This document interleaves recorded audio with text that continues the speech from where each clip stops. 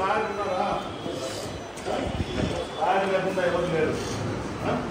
మీకేమన్నా అవసరాలు ఉన్నాయా? ఏం చేసినాం